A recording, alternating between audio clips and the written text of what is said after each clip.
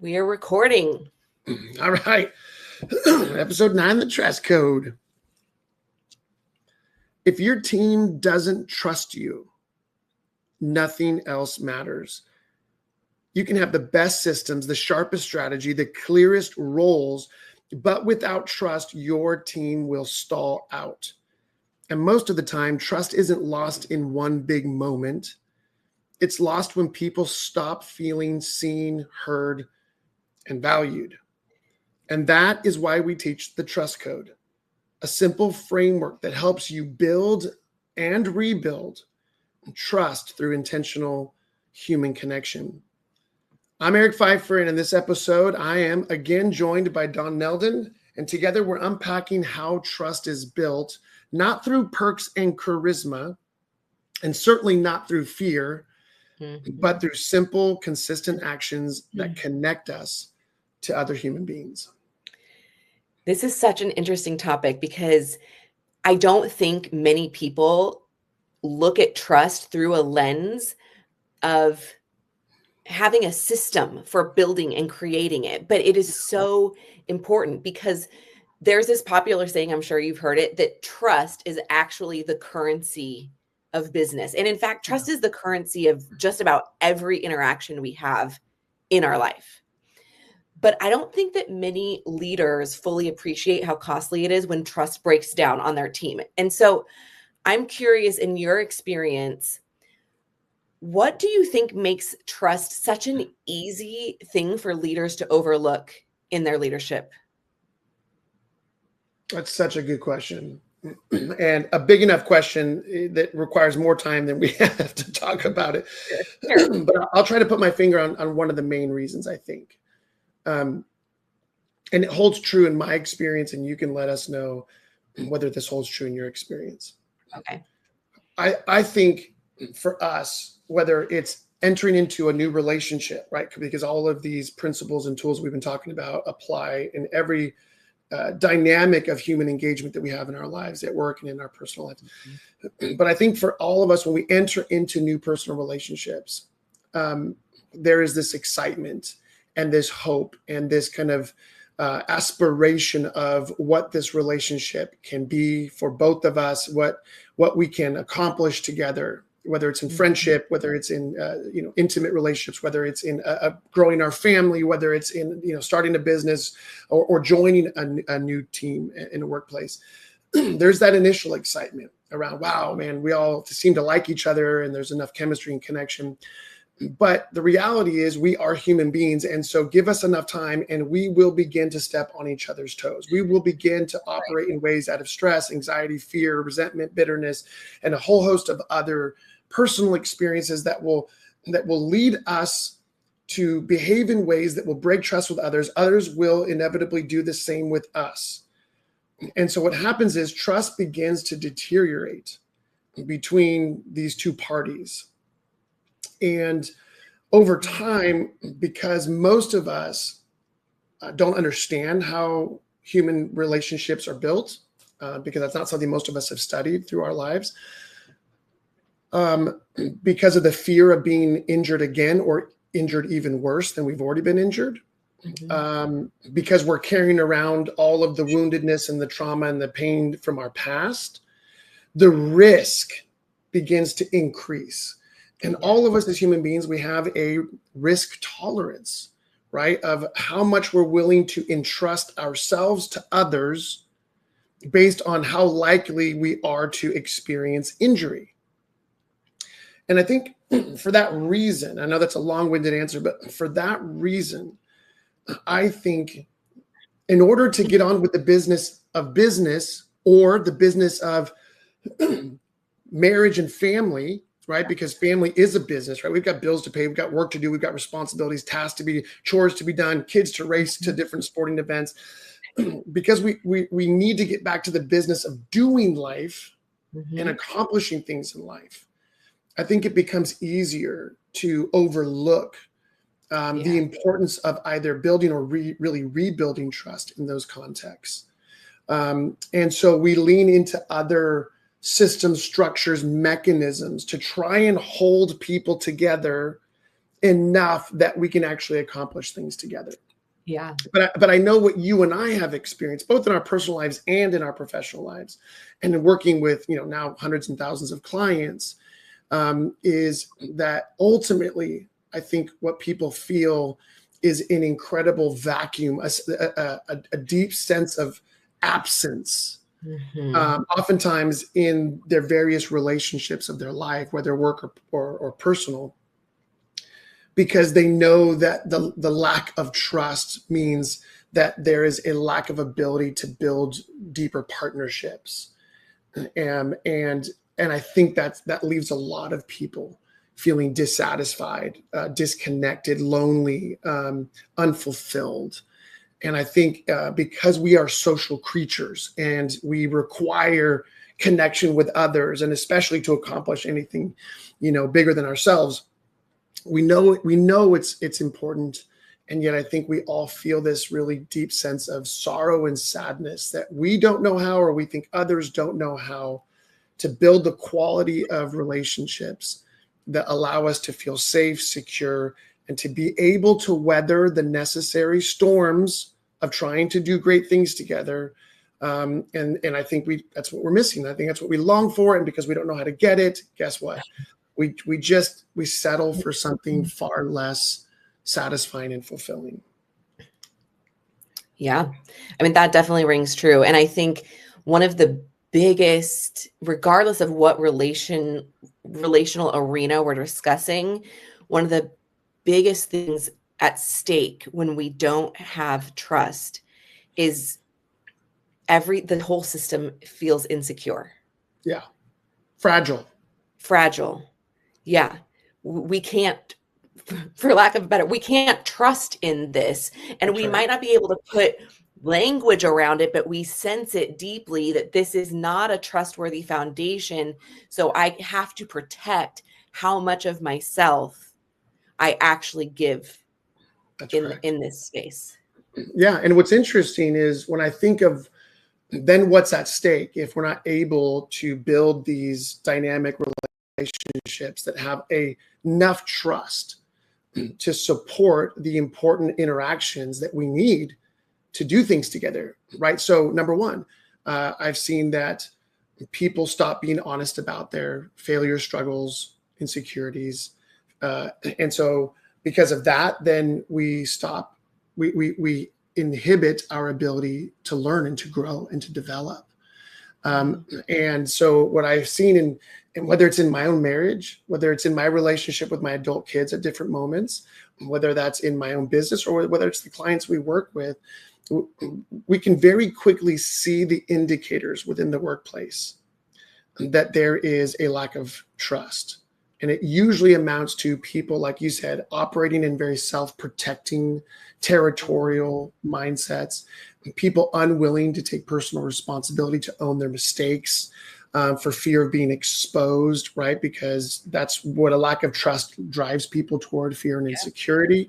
A lack of people's ability to have hard conversations, a lack of people's ability to resolve necessary conflict, a lack of people's ability to exchange and share ideas, and the list goes on and on. But I think for our listeners, in any relationship of their life, it's probably not too difficult to think, do I experience any of those indicators in the various relationships of my life? Because if I am, first of all, to our listener, it's not the end of the world. Like the human dynamic is a very difficult one. And yet the antidote to these indicators and very painful experiences is not to withdraw. It's not to isolate. It's not to say, screw the world and I'm just going to make it on my own. I think the antidote really is, the solution is that we can learn how to, what I like to call, prioritize human connection in such a way that we give others and ourselves an opportunity to build or rebuild trust so that we can enjoy all of the benefits of human partnership. And that's frankly the good news here, that if you are experiencing this, and I'm sure you are, listeners, in some area of your life, it's springing to mind places that you are seeing some of these symptoms arise as a lack of trust. We're going to teach you a tool that will help you systematically and intentionally rebuild that. It's not gone forever. And a lot of us think that, oh, well, this is as good as it's going to get. No, there is this pathway for this to get better. So Eric, would you lead us into this tool, the trust code? I would love to. So we're gonna unpack it in simple form. Obviously, in our show notes, people have access to the diagram that brings this to visual life. Mm-hmm. I want to say before we jump in, this is probably the simplest tool that we have in our toolkit in terms of there's only 3 ingredients.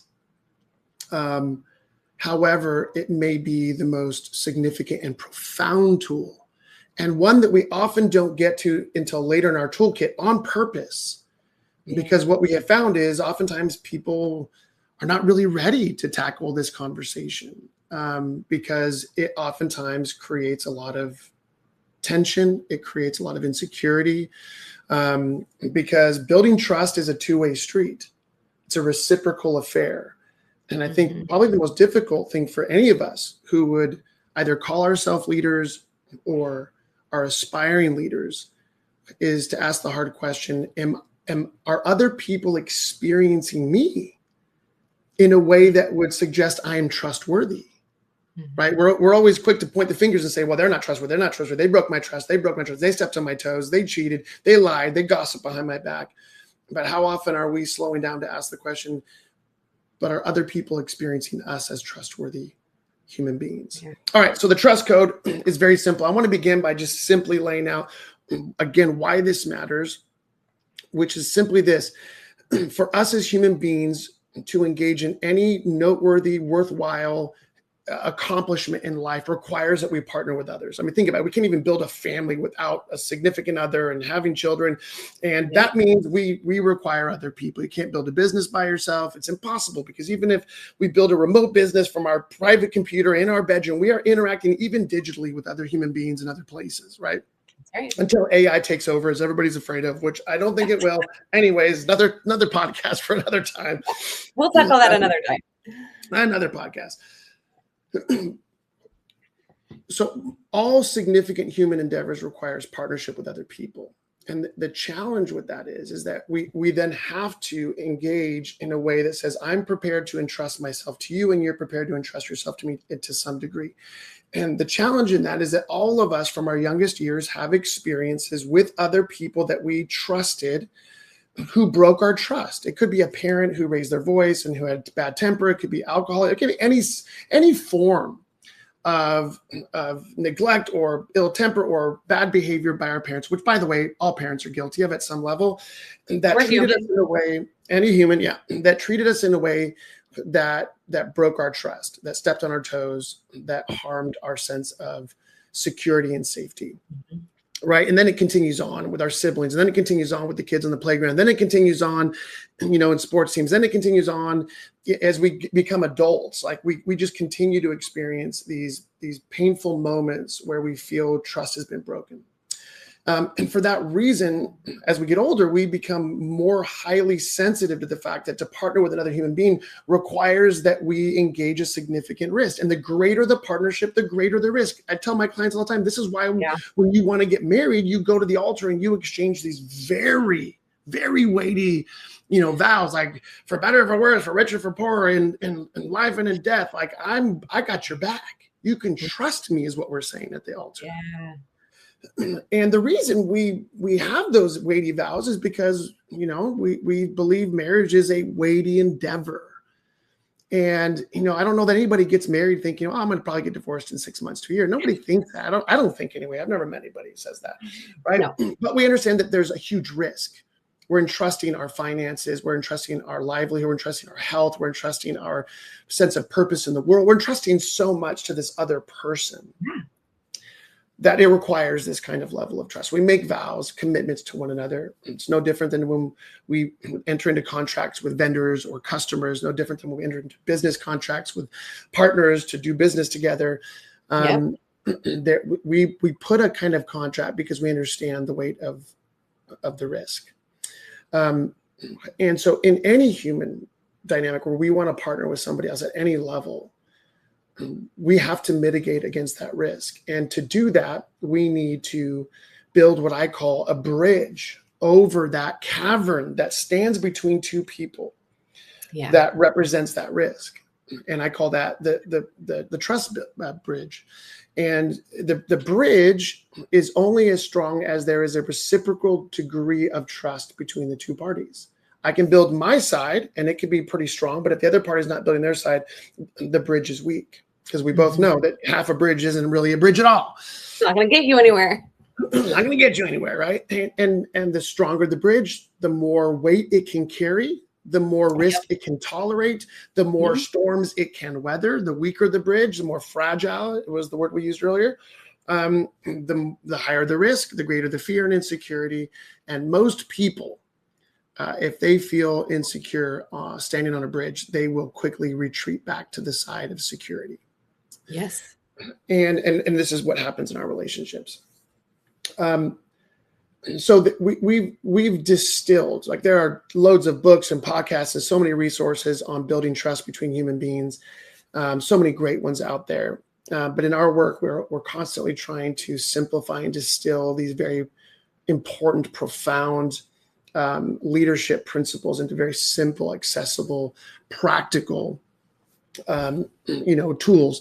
So if we think of a Venn diagram, 3 overlapping circles, those 3 circles represent 3 ingredients, each ingredient being important and necessary in building trust. And so when all 3 are overlapping, that's where you have the conditions within which trust can be built.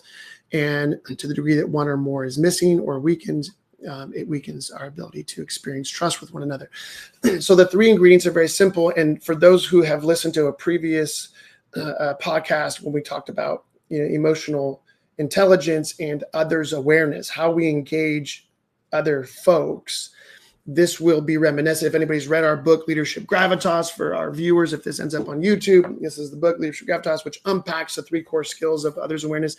And there's kind of a mirror imaging between these 2 realities, because how we engage others largely determines our ability to trust and to be trustworthy. So 3 ingredients. The first one is that people need to feel seen. People need to feel seen. So what does that mean? Human beings have a fundamental need to feel seen for who they are. They need to feel that others can see and appreciate life from their perspective. Yeah. So as a leader, we have to ask ourselves, what is my ability to communicate to others that they are seen? What is my ability to engage them in a way that I'm able to see and appreciate life from their perspective, right? Because so often as human beings, we come to life kind of with our view, our perspective, our beliefs, our convictions, our values. And we tend to impose those on other people, to expect that other people will see the world the way we see it. And that's just, quite frankly, doesn't happen, right? Anybody who's been in a significant relationship for longer than a few weeks realize, oh, wow, we have very different views on a lot of different issues. And where that can feel very threatening, what I remind people is it's actually an incredible gift to humanity that we're all different. No matter how similar we are, even siblings growing up in the same household, we understand they actually have very different life and family experiences because of the different stages of the parents, blah, blah, blah, on and on.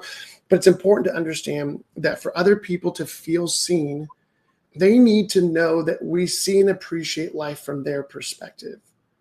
Yeah. Right? Their view, their understanding, their particular interpretation of their experiences. And too often, especially in the workplace, we're in a rush to make decisions. We're in a rush to solve problems.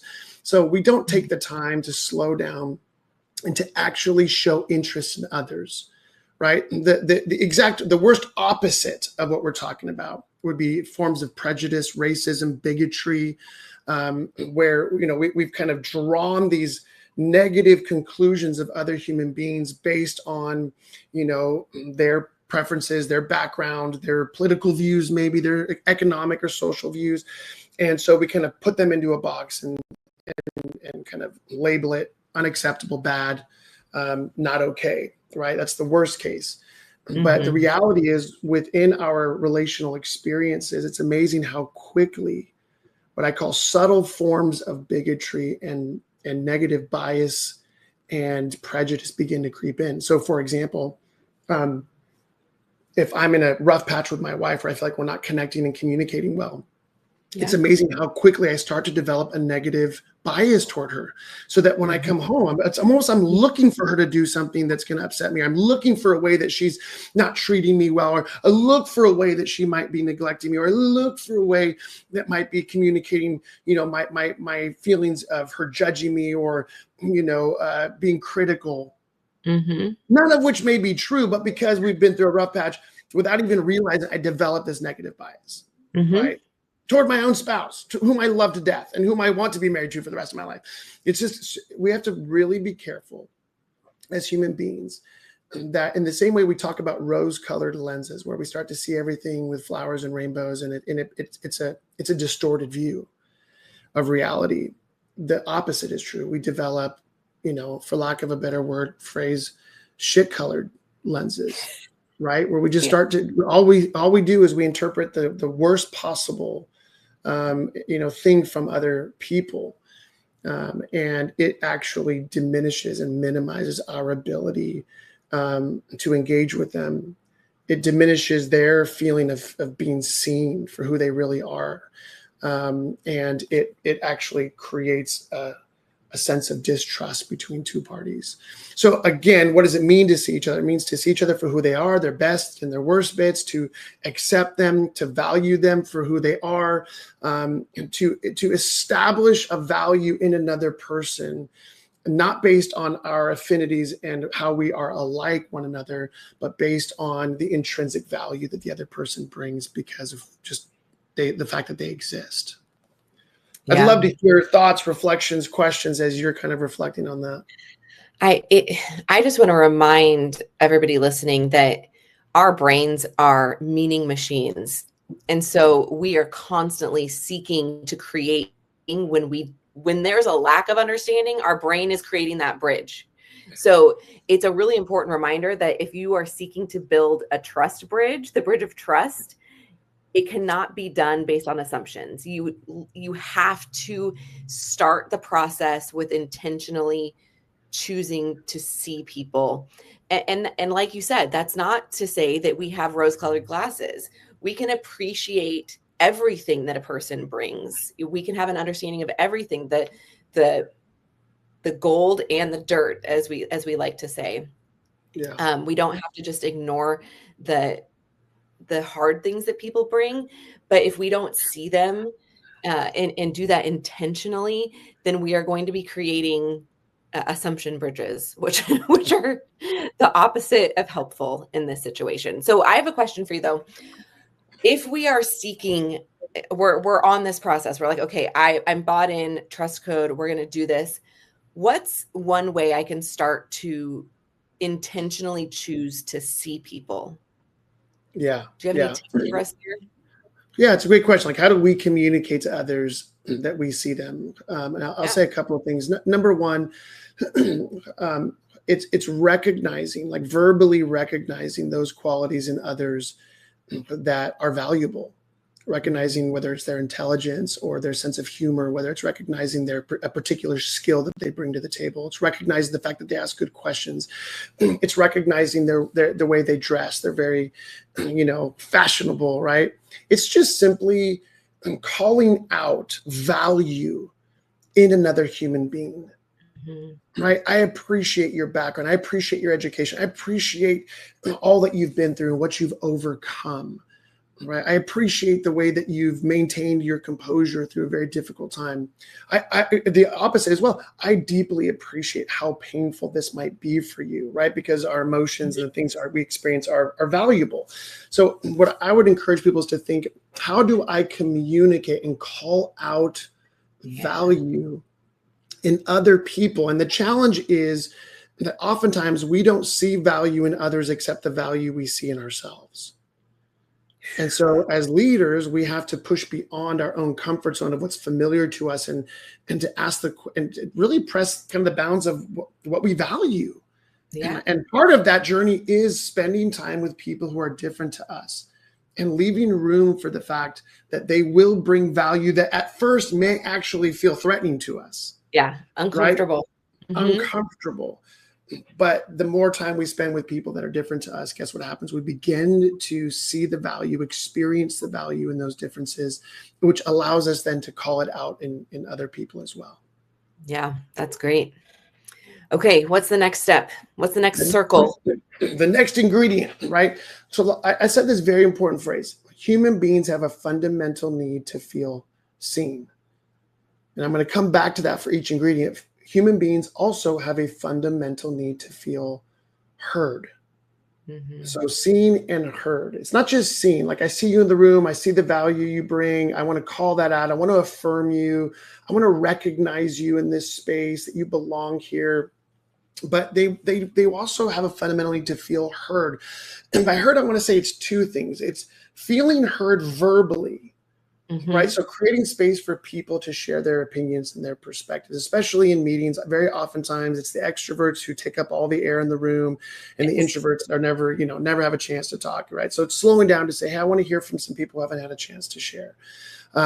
It's inviting people to share their opinions and perspectives, even in moments where you give them permission. You don't have to be right. I just want to hear what you're thinking right now, right? So it's inviting people to make their voice heard, especially when their voice may be contrary to popular opinion, when their voice may be antagonistic to what our perspective may be.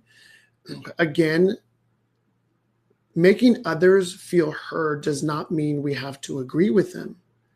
It does not mean we have to see eye to eye with them. It does not mean we all have to sing Kumbaya and view the world the same way, right? Because this is not about agreement. This is about human connection. Yeah. And so when we invite people to share their perspective, their dreams, their hopes, their aspirations, their fears, their insecurities without judgment, when there are strings attached, all bets are off. People will withdraw.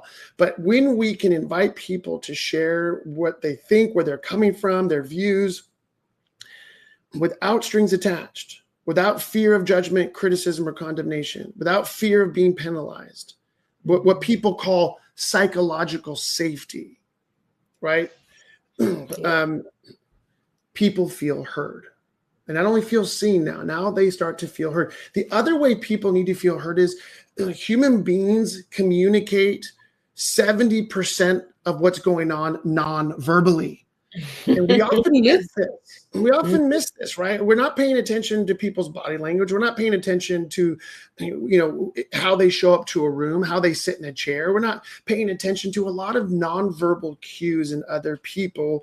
Have they shaved? If they normally shave, maybe they didn't shave. You're like, hey, I want to pay attention. I want you to feel heard. You're communicating a lot of nonverbal things, and I want to recognize that. And it doesn't mean I'm coming to judge you or criticize you. It just means that I'm curious to know more about you, who you are, and where you're coming from right now. And so I just want to encourage our listeners to pay attention. It's so easy. A child is quiet at the dinner table, and we just kind of write it off as, well, they must be thinking about something else. They must be busy. They must be stressed about school. And so we don't ask. We don't inquire. We don't get curious. And so I would suggest that the practice of making other people feel heard is the practice of curiosity. Tell me more, help me understand, explain to me. I want to dig into that deeper. I'm curious about you, who you are, and what it is that you may be trying to communicate. Mm-hmm. Yeah, that is so good. And I want to circle back on this because I think it's such an important lost art in our current culture, that hearing people, this practice of making people feel heard is not equivalent with agreeing with everything that they say. Yeah. We can hear people and engage in dialogue about being curious about their perspective. Yeah. That doesn't mean that we come to the same understanding. That's not the goal of this. Yeah. Building trust doesn't mean we always agree and have the same understanding of every situation. Yeah. It is the process of allowing somebody to express their concerns, their viewpoints in the midst of what could potentially be a conflict conversation. That's right. And so often nowadays, we think that in order to come to any type of a conclusion, that conclusion has to be agreement. But when we're building trust, agreement is much less important than these ingredients that we've talked about so far, of helping people feel seen and helping them feel heard. They can feel disagreed with as long as they feel seen and heard. That's right. That's right. 100%. And I tell, we work with leaders all the time who are struggling to figure out a way forward with their team on a particular decision, some matter of business. And the leader oftentimes will feel threatened by disagreement, by different viewpoints. And I have to remind the leader, actually, creating room for disagreement, different viewpoints is what creates ownership in the meeting, right? Because I don't think very few people actually expect that their leader is going to do everything they think. Sure. But when somebody feels unseen and unheard, what will happen is they feel rejected. Whether we like it or not, they will feel rejected. They will feel devalued. And they will now become, at worst, contentious, difficult, and create a lot of unnecessary conflict. But even at best, they will withdraw, they will isolate, they will stop sharing or contributing, and they will feel pushed out. So I tell people, if you want to create ownership in your team, even with your kids about a big decision that your family's making, it's to bring them into a conversation, to make them feel seen and heard, and to appreciate their perspective, even if you as the leader make a decision that is different. Yeah, absolutely. So all right. Third ingredient. Here we go. All right. Let's do it. So every human being has a fundamental need to feel seen, heard, and valued. And here's what I mean by valued, right? Because value can be communicated in a lot of different ways, and we'll walk through some of the practical examples of that. But valued is really about putting our money where our mouth is, right? We know what we value financially because we can just look at our budget and our checkbook or our balance sheet and see what we are spending our money on. That's what we value, right? It's very simple. Our calendars will reveal what we value in terms of our time, right? Because they are essentially a budget of our time. What we value most is where most of our time is going to go. And that was a freebie for our listeners. Most people don't think about that. Okay. So here's what I want us to think. If we want other people to feel valued, then we have to invest our value into them. Yes. That's the simple way we think about it. If we want other people to feel valued, then we have to invest our value, whatever we have that's valuable, into them. Now, what do we have that is valuable? Let's walk through some of the basics. Our time, our energy, and all of our resources, right? So our time, we've talked about that. We can spend more time with people. We can give them a few extra minutes. We can meet with them before or after a meeting.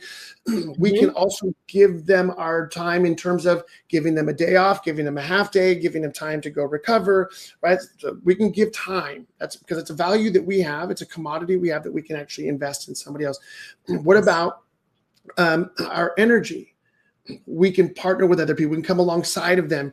We can brainstorm with them. We can offer them our energy. We can offer them our resources, right? We may have, like for example, I have this client that, I mentioned that I'm going to be going and staying for a few days in a particular area. And the client said, hey, I've got a house out there that nobody's staying in right now. Why don't you make use of it? And I thought, what? That is so incredibly generous. But what was that client doing? They were saying, I value you and I want you to know I value you. So I'm going to invest my value into you. Yes. Right. We can also do this through our words of affirmation, our words of encouragement. Right. So I just want our listeners to pause for a moment and to think all of us have so much value. Right. And one of our later tools, we're going to talk about the capitals, the forms of capital, of currency that we have in our lives at our disposal. Well, all of us have far more currency than we realize, right? Time, energy, money, the words, our knowledge, our skills. There's so many, our relational capital, our reputation. So to simply ask this question, if I want to communicate value to somebody else, it requires that I invest one of those capitals, my value, into that person. Yes. And when we do that and they feel valued, this is what happens. Now we've got all three ingredients at work. And what that does is it begins to build the fabric of that trust bridge.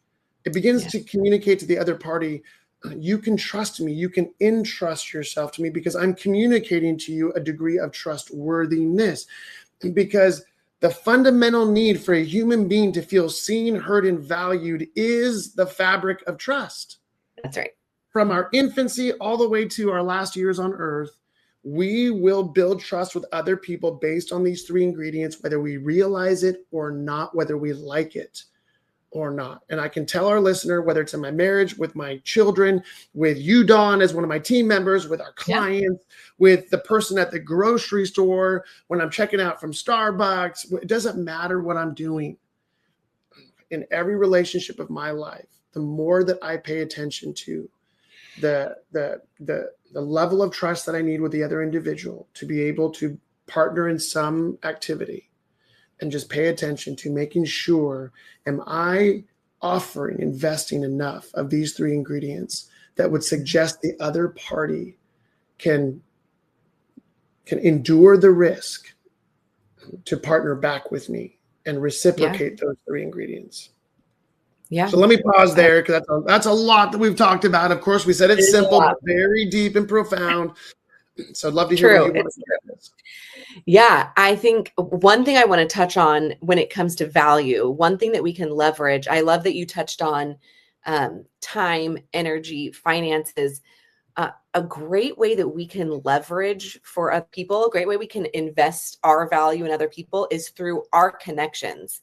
So when we, especially in business, when we can introduce people to people that we are connected to, that's a really valuable way that we can share our value with them. That's right. That's why they say that word of mouth marketing is still the most powerful form of marketing, because human beings are hardwired to say, well, if you trust them, then, and I trust you, then there's a good chance that I can trust them as well. Right. So if we've already been doing this work of building trust, let's say with a networking partner, a business partner, we've already been building that bridge. We can essentially, when we share our trust that we've built with them, with somebody that already trusts us, we're like giving them a hack for building this bridge. The bridge is already halfway completed for them because we are we're loaning them our credibility, our relational capital that we've built with them. So I just wanted to touch on that really quick. But that's great. I want to ask you this question. In your experience, you've worked with countless leaders and teams. What shifts when a team truly starts to do this work and build this trust and feel that type of connection with each other?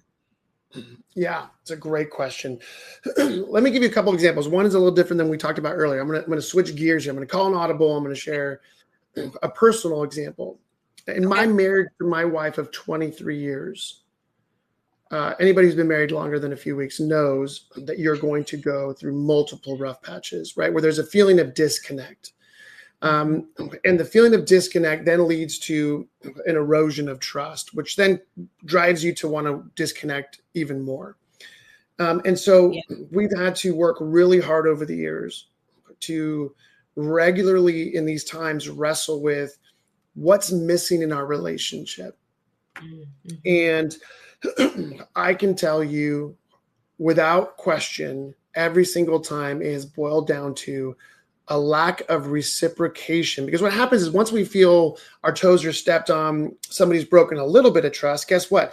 Oftentimes we start to withhold these ingredients from the other party, which then only contributes to a greater breaking and erosion of trust. So my wife and I, you get to a point where you're like, oh my gosh, man, the trust bridge in our relationship is getting real feeble right now. This is not okay. It could fall through.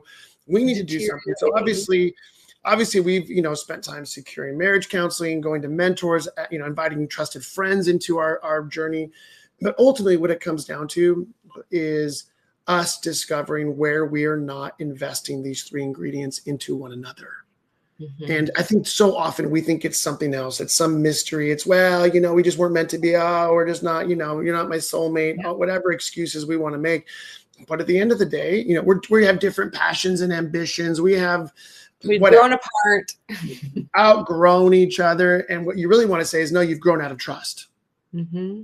You've grown out of trust. And again, I'm not suggesting that there are never times when relationships don't need to end, but I am suggesting this, that it always, for my wife and I, it's always come back to you. As a matter of fact, I would suggest that every relationship of my life that I reflected on, ones that have endured and are stronger today than ever, and others that I've lost, I can always go back and diagnose pretty easily, pretty simply, where there was a lack of the reciprocation of these ingredients between myself and the other party. And sometimes that was on me. And I learned a great deal about, wow, I was not operating in a trustworthy fashion. I was not investing these ingredients into the other party. And so my part in that bridge it grew too weak. And the other party felt like, hey, does not feel stable for me. And who am I to judge somebody else for their risk tolerance? Like, everyone's got a different risk tolerance, for different reasons. It's not who am I to judge them. I realized, wow, yeah, you know what? Maybe I didn't build the trust very well. And of course, it happens the same in reverse. But in my marriage, I'm so grateful that when I simply go back to this tool, I can very quickly diagnose. And nowadays, what my wife and I spend less time doing is, running into these really intense moments, but really just constantly nurturing our partnership by fighting to intentionally invest these ingredients into one another. I do the same with my adult kids, with my business, my team. The other example is a little different. We started working with an organization some years ago, and when we first started working with them, they revealed all of the possible indicators, at least the ones that I'm familiar with, that trust had been sufficiently eroded to the point where an entire executive team was siloed, fragmented. They had all basically hunkered down into their specific areas of responsibility and really had created a bunch of siloed departments within the organization that did not communicate well, did not play well together, could not resolve conflict, blamed one another for everything going wrong in the organization. They brought us in, which is why companies bring us in, right? Because people are struggling to work well individually and collectively, and that's where we come in. And it took a great deal of time of getting to the place where they could even have this conversation around the currency of trust and how if we think about it like a bank account, the bank accounts were completely in the red in all of these relationships. But then their willingness to own it at some point and to recognize, wow, not only have other people broken trust with me, but I've broken trust with them. That was a massive turning point. And then we together began to work on the simple 3 ingredients that we're talking about today. What does it look like to communicate to others so that they feel seen, heard, and valued? What does it look like to be willing to open ourselves up again to let other people communicate those ingredients to us after trust has been broken?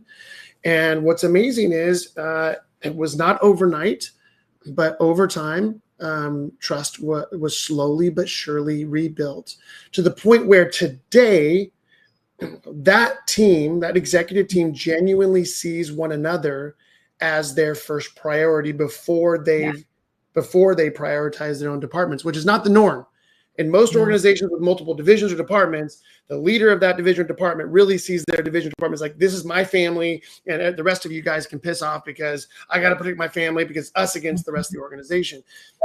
Where in this case, you have this incredibly healthy expression of an executive team who all is responsible for different divisions and departments, but who really genuinely not only see one another on the executive team as their first team, but also regularly invest these ingredients, build trust with each other, and when trust is broken, because it's going to happen because we're human beings, we're going to step on each other. So their ability to rebuild, to recover trust, and to rebuild the strength of those bridges is absolutely phenomenal. And it's what's made this company obviously more productive, more effective, more efficient, but it's also made it more profitable in the same way because, like we say, people are the engine of the business. And when the people are operating well, the business goes well and profitability and productivity goes up. And when they're not, it doesn't. Yeah. And I love that example because it is the perfect example of it. Hope is never lost.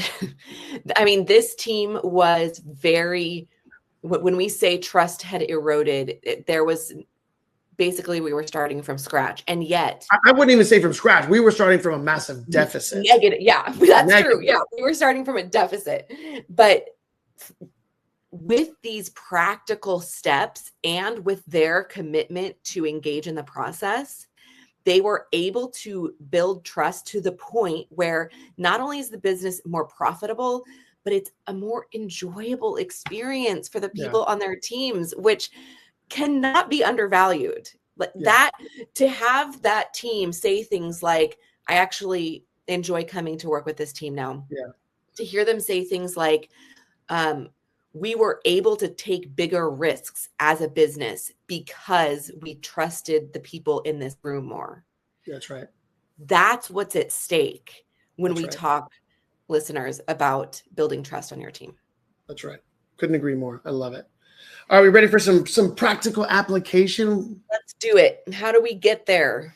Yeah, so let's give our listeners a few things that they can reflect on, and it's good for our listeners to know that these are the questions we ask in our coaching calls with our clients, right? It's always about, first and foremost, as leaders, practicing self-awareness. Like, where does the rubber hit the road in this conversation for me? How can I take personal responsibility for myself in this kind of conversation? So here's the first question for the 3 ingredients: see, hear, value.